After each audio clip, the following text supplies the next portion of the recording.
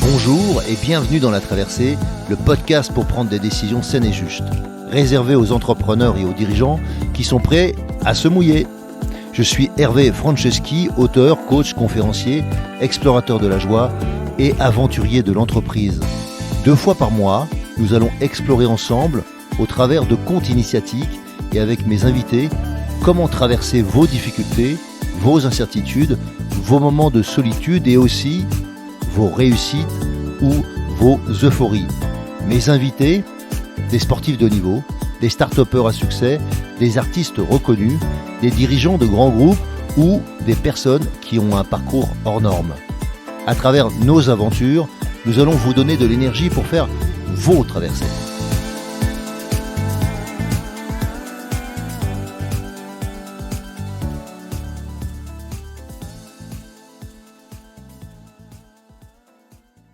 Aujourd'hui, je suis heureux de revenir sur la suite de l'interview que j'ai fait avec Julien Essuyer. Donc, je débriefe le podcast du directeur technique national auprès de la Fédération nationale de natation et je reviens sur les messages principaux que Julien nous a délivrés. Juste avant ça, je voulais vous donner, comme d'habitude, des citations qui m'accompagnent dans la traversée ou qui m'ont accompagné. L'esprit rend les talents plus brillants, le génie les perfectionne. J'aime bien cette phrase, dont on ne sait pas de qui elle date, mais elle est dans le dictionnaire de l'Académie française de 1835. L'esprit rend les talents plus brillants, le génie les perfectionne. N'envie pas les talents d'un autre, mais perfectionne les tiens, donc c'est un proverbe hindou.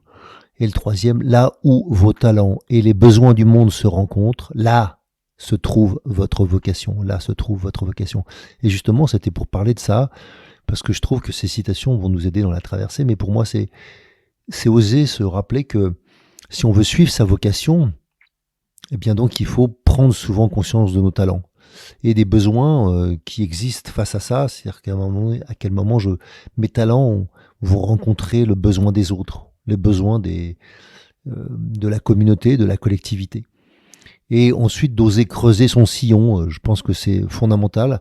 D'oser creuser son sillon. C'est pas parce que j'ai un talent que ça suffit. Il faut effectivement que le génie les perfectionne ses talents.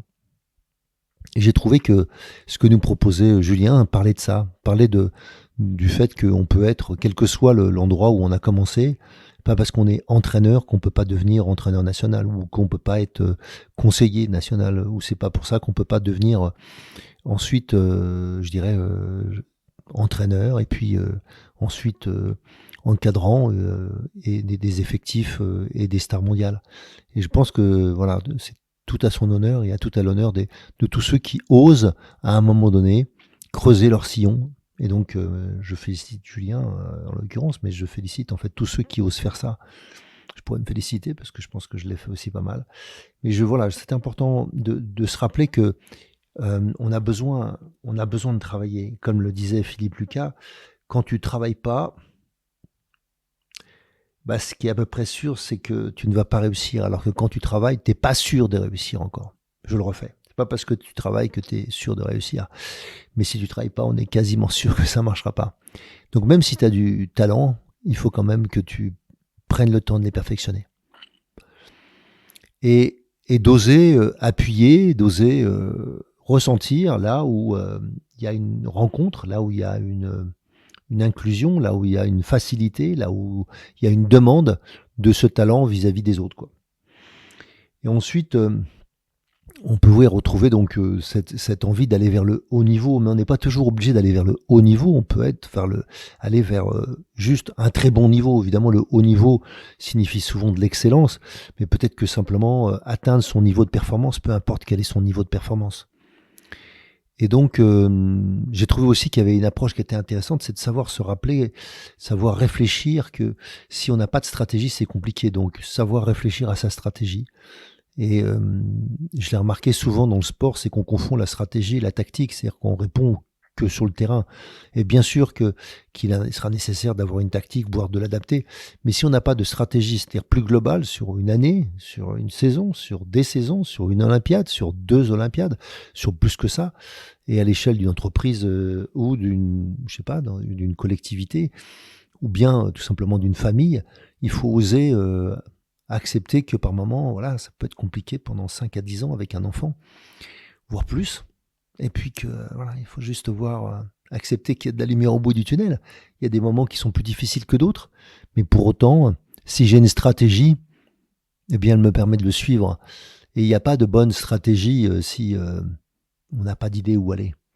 Il y a juste, voilà, on se laisse guider et souvent on finit par suivre la stratégie des autres s'il y en a une, ou alors subir la tactique des autres et donc que d'être en mode réactionnel. Moi, ça m'a paru important de revenir là parce que souvent, quand on entreprend, quels que soient les projets, il est nécessaire d'avoir une compréhension de la stratégie. Ou est-ce que ce projet sert une stratégie? On est dans un cadre plus grand ou pas? Et oser juste remettre ça au goût du jour. Savoir réfléchir à sa stratégie ou savoir repenser sa stratégie de temps en temps. C'est un exercice que je fais pour moi régulièrement, mais que je fais pas que pour la stratégie de mon entreprise, de mes entreprises. C'est aussi la stratégie que j'ai de ma vie, on va dire. Si on peut parler d'une stratégie de vie. Aussi d'envisager comment on se prépare. Il y a des moments différents dans la vie, comment on se prépare. Et donc, si on sert une stratégie, c'est plus simple de savoir ce qu'on doit préparer. Et donc, pour ça aussi, il y avait un sujet qui était tout fait, qu'il nous proposait, de savoir s'entourer des meilleurs pour travailler en équipe, s'entourer des meilleurs pour atteindre la performance, s'entourer des meilleurs, y compris pour être désarçonné, pour être, je dirais, pour changer, pour oser accepter d'être remis en cause. Et je trouve que c'est audacieux et en même temps, ça va avec son sujet du French Flair, l'audace. L'humilité et l'ambition retrouvée, nous disait-il. Alors moi, je dirais pas obligatoirement l'ambition retrouvée, l'ambition tout court. Mais même si je peux comprendre qu'à certains endroits, il faut retrouver de l'ambition. Donc c'est de l'ambition qui n'existait plus. Et de l'humilité, parce que sans l'humilité, il y a effectivement souvent des baisses de régime. C'est-à-dire que on se croit être arrivé et puis on fait plus l'effort nécessaire. Et puis après, on est déçu de ne pas y arriver, donc on peut encore descendre encore plus bas. Enfin, donc c'est des allers-retours, mais qu'il est nécessaire d'apprendre à vivre, et idéalement le plus tôt dans la vie. Mais en même temps, il n'est jamais trop tard d'apprendre. Et donc l'audace, c'est ce qui va me permettre d'oser. L'humilité, c'est ce qui va me permettre de vivre une vie sociale dans laquelle je me pose pas les mauvaises questions. Et puis c'est plus simple avec les autres. Et puis l'ambition, c'est ce qui me permet de progresser ou d'aller vers quelque chose qui n'est pas encore atteint. Alors des fois, c'est peut-être simplement un mieux-être, pas obligatoirement mieux dans le sens performance du terme. Et j'ai moi été assez touché de ça, d'oser remettre des valeurs aussi simples que celles-ci, et tout en étant en même temps dans quelque chose qui a à voir avec le plaisir. Dans le French Flair, il y a du plaisir, il y a une sorte de vivacité, il y a une sorte d'audace bien sûr, mais en même temps une sorte de mouvement dans le jeu. Et pour développer ces talents, pour moi, il n'y a pas de possibilité de développer ces talents sans jouer. Travailler ne fonctionne pas, il faut juste jouer. C'est-à-dire comme quand on joue à n'importe quel jeu, on a envie de mieux jouer, voire de gagner, mais on a envie de mieux jouer. Et pour certains, s'ils ont envie de gagner, c'est de mieux jouer pour gagner.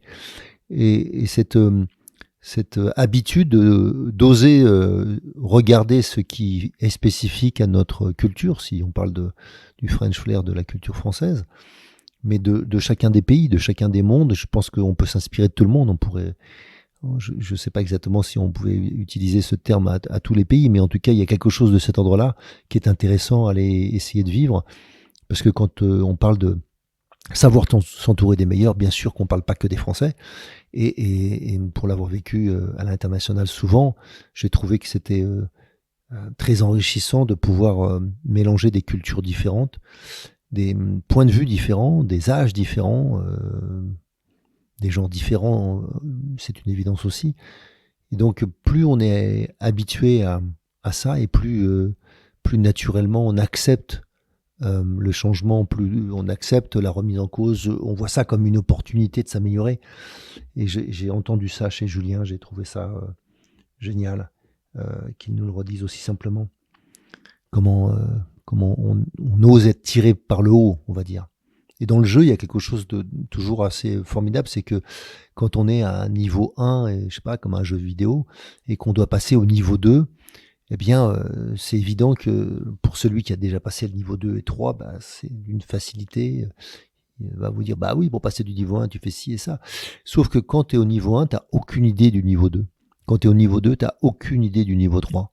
Sauf si on en a parlé, mais sinon, et tu n'as aucune idée de comment y arriver d'ailleurs. Juste au moment où tu le fais, où tu y arrives, où on te l'explique, enfin bref, peu importe.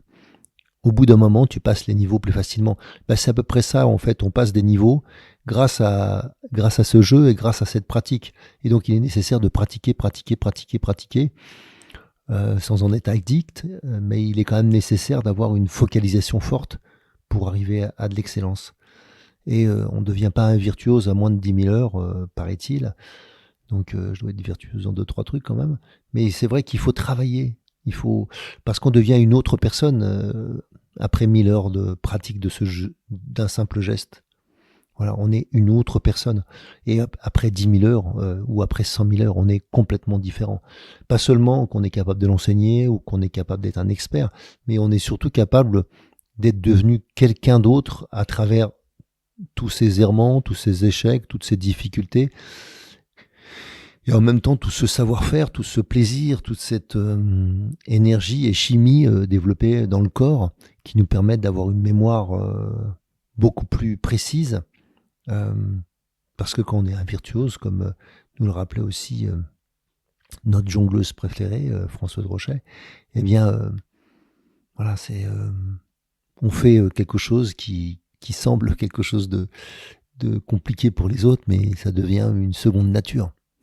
Eh bien, pour pratiquer, quelle que soit la pratique du sport ou quelle que soit la pratique que vous voulez, dans laquelle vous voulez exceller, il va falloir juste en faire et en faire et en faire et en faire. Voilà.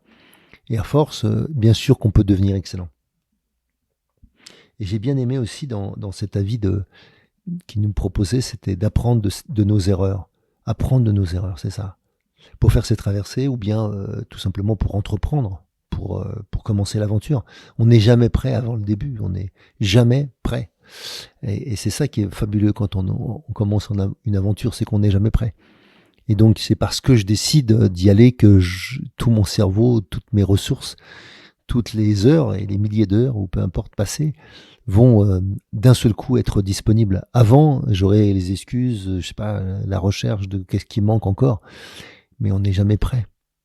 On n'est jamais prêt à recevoir un enfant à la vie, on n'est pas prêt à devenir parent, même si ça peut prendre du temps avant d'un accouchement, mais en fait, on n'est jamais prêt. On est prêt le jour même. On n'est jamais prêt quand on arrive la première fois dans un job, et même dans le 10e job, on n'est pas prêt. On n'est pas prêt quand on s'engage dans la vie. Donc c'est toujours une erreur de croire qu'il faut être prêt. Il faut se préparer, c'est pas la même chose. Et se préparer, c'est pas être prêt. Même si, bien sûr que par moment, on se sent prêt. Et le moment d'y aller, il y aura encore du doute. Et ce doute est nécessaire, justement, pour garder de l'humilité. Ce doute sera nécessaire aussi pour régulièrement se remettre en question. Pour autant, douter tout le temps, bien sûr, est compliqué. Alors là, il y a toujours cette phrase formidable. Doute du doute et tu croiras. Doute du doute et tu croiras. Je me le suis répété autant de fois qu'il était nécessaire pour bien comprendre à quel point, à un moment donné, on peut croire à des choses qui sont fausses. Et il faut savoir douter, y compris de ces fausses croyances. Et donc, apprendre de mes erreurs, c'est juste fondamental. J'essaye, j'espère que vous essayez aussi, d'apprendre de vos erreurs. Sinon, vous ne pourrez pas faire de grandes traversées. Il faut accepter de se tromper de destination. Il faut accepter de faire des choses qui vous ont coûté cher. J'espère pas la vie, mais en tout cas qui vous ont coûté cher. Et toutes ces erreurs, toutes ces pertes, toutes ces difficultés, Eh bien, en fait, c'est aussi ça qui nous permet de, même si des fois on croit qu'on procrastine, il y a des fois où on procrastine pas, on n'est juste pas prêt. Et donc, on avance sur ce chemin et petit à petit, en déplaçant euh, quelque chose à l'intérieur de soi, eh bien, on finit par commencer un truc pour lequel on n'était pas encore prêt, ou pas disponible, ou pas prêt à recevoir le cadeau. Parce que ça aussi, c'est savoir recevoir n'est pas la même chose que savoir donner. Dans ce qu'on fait là, on est beaucoup en train de donner, donner, donner de soi, donner de soi, donner de soi. Mais pour devenir un champion, aussi, il est nécessaire de recevoir. Recevoir ce que les autres nous offrent, recevoir le public, parce que sinon on subit la pression. Recevoir, si on est comédien, si on est sur scène, si on est conférencier comme moi, mais bien sûr, recevoir le public, recevoir les merci, recevoir les échanges. Tout ça, c'est des cadeaux extraordinaires qu'on nous apprend à recevoir. Et donc, on n'est pas prêt au départ à recevoir tout ça non plus. Je ne sais pas comment tous ces champions là, qui sont champions si jeunes, ont pu voilà, garder la tête sur les épaules avec toute humilité et devenir les champions qu'ils sont. Pour certains, très tôt, ces champions, ces championnes, dans certains sports, c'est plutôt des championnes qui sont très jeunes. Mais peu importe, là, je dirais que dans les sports qui nous sont proposés, il y en a qui commencent à 15-16 ans déjà à être au meilleur niveau mondial. Et puis d'autres qui prendront plus de temps jusqu'à une trentaine, 35 ans, 40 ans même pour certains. Alors, pendant ces 15, 5 à 20 ans de carrière maximum en général, en tout cas professionnelle, il est comment on se prépare, comment on arrive à apprendre chacune de nos erreurs. Et je dirais qu'on peut presque mélanger l'ensemble des sujets que Julien nous a proposés, parce que remettre ces grandes valeurs là, de l'audace et de l'humilité et de l'ambition pour pouvoir atteindre l'excellence ou la performance, ou bien tout simplement toujours continuer à s'entourer des meilleurs pour pouvoir être tiré vers le haut, simplement parce que si on s'entoure des meilleurs, il y aura des exigences, il y aura des propositions, et puis il faut faire ça à son niveau, bien sûr, hein, parce que ça sert à rien d'aller s'entourer des meilleurs qui fonctionneraient pas avec vous, mais de trouver des gens qui vont fonctionner avec vous, qui vont vous remettre en question, mais peut-être ou adroitement si c'est le sujet, ou bien gentiment, mais en tout cas, faut pas lâcher ça, faut accepter qu'on peut pas arriver à l'excellence sans se remettre en question, sans oser essayer, puis redémarrer, puis réessayer, puis redémarrer. Voilà, c'est ça que je trouve que la vie nous apprend en permanence. Et dans la capacité après à aller vers le haut niveau, il y a quelque chose qui est essentiel, c'est aussi de se rappeler que euh, l'audace, c'est oser faire quelque chose que je n'ai pas encore fait. C'est oser faire quelque chose que les autres ne font pas.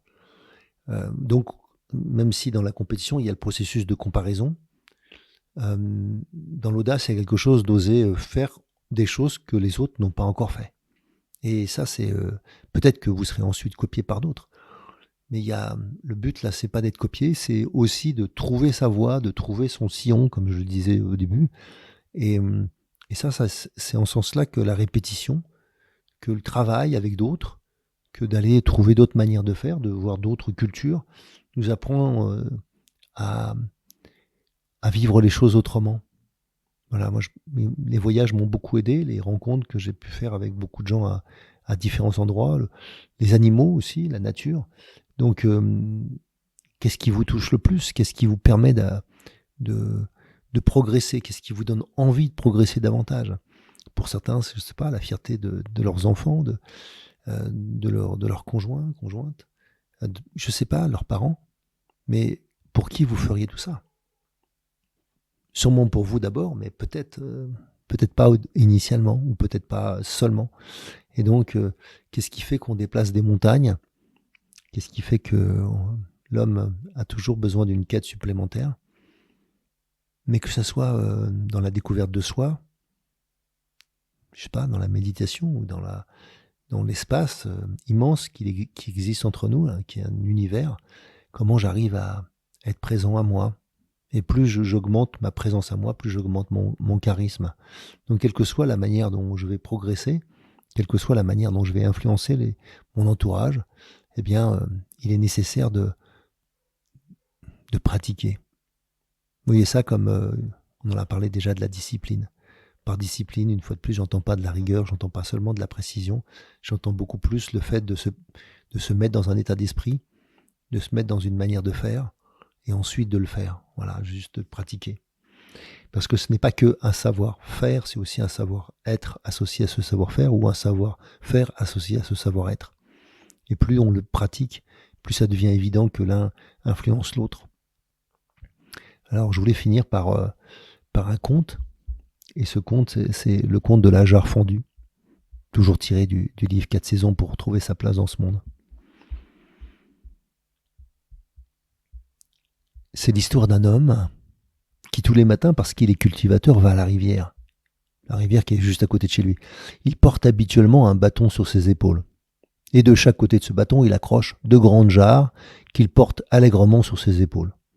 À l'aller, les jarres sont vides et au retour, elles sont pleines. Bien sûr, à l'aller, c'est plus simple qu'au retour. Tous les jours, il fait ce trajet. Des jours et des mois passent jusqu'au jour où il entend une complainte. La complainte de la jarre qui est sur sa droite. Elle se plaint d'être fendue et de ne pas apporter exactement la contribution que l'autre apporte. L'autre jarre, elle est joufflue, elle est belle, elle est fière d'elle-même, on pourrait dire. D'ailleurs, ça se voit. C'est comme cela que la jarre de droite voit les choses, ou vit les choses. Elle a l'impression que l'autre fait son travail parfaitement, alors elle fuit, elle perd de l'eau. À ce moment-là, l'homme lui répond simplement « Je crois que tu n'as pas compris qui tu es. Je voudrais qu'on refasse le chemin ensemble. » Ensemble, ils refont le chemin. Il lui propose de regarder au sol à la gauche du chemin. La gauche du chemin ressemble à un chemin caillouteux avec de la poussière. Alors il lui demande de regarder maintenant la partie droite du chemin. Sur cette partie, il y a des fleurs, de belles fleurs et de l'herbe bien verte. Et il lui dit « Tous les jours, tu as arrosé. Tous les jours, tu as permis que naissent des fleurs sur ce chemin. C'est grâce à toi. Chacune d'entre vous a joué son rôle. L'une me permettant d'arroser le reste du jardin, et toi, tu m'as permis d'arroser le chemin. Le chemin, tous les jours. Alors prenez le temps de comprendre où est votre puissance, où est votre aptitude, où est votre talent, et vous le faites tous les jours. Osez arroser votre chemin. À bon entendeur, salut. Si vous aussi vous vivez une traversée et souhaitez être soutenu pour arriver à bon port, alors embarquons ensemble. Je vous invite à postuler à mon programme d'Ultimate Coaching, un accompagnement personnalisé de haut niveau sur mon site hervéfranceschi.fr/Ultimate Coaching. Ce programme s'adresse aux dirigeants et aux entrepreneurs désireux de se dépasser avec fluidité et simplicité. Par exemple, pour se préparer mentalement comme un sportif de haut niveau, ou bien pour être plus présent à soi et à son corps, ou encore pour développer performance, inclusion et bien-être dans votre entreprise. Et enfin, exploser les plafonds de verre qui vous empêchent d'atteindre votre potentiel. Et bien sûr, si vous aimez ce podcast, favorisez sa diffusion en lui donnant 5 étoiles, j'ai bien dit 5 étoiles, sur Apple Podcast ou votre plateforme de podcast préférée. Et surtout, abonnez-vous pour ne manquer aucun épisode. Dans cette traversée, sortez vos cirés, ça va rincer.